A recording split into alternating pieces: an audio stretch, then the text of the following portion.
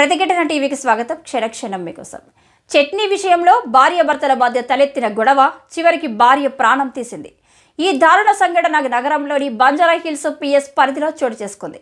Police వివరాల ప్రకారం కొత్తగూడెం జిల్లా సుజాతనగర్ మండలం గోపతండాకు చెందిన రమణ, ఖమ్మం జిల్లా ఎర్రుపాలెం మండలం పెగొల్లపాడుకు చెందిన బానోతు చందనను 2 ఏళ్ల క్రితం ప్రేమ వివాహం చేసుకున్నాడు.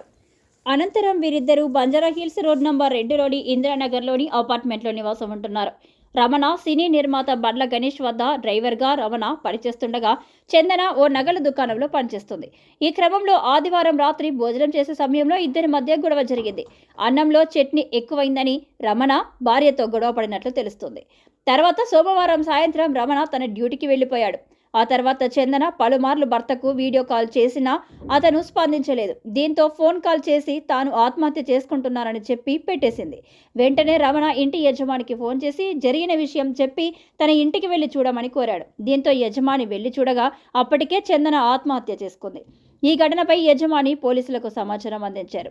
వెంటనే అక్కడికి చేరుకున్న పోలీసులు మృతదేహాన్ని స్వాధీనం చేసుకుని పోస్టుమార్టం కోసం ఆసుపత్రికి తరలించారు. అనంతరం రమణను అదుపులోకి తీసుకున్న పోలీసులు విచారిస్తున్నారు.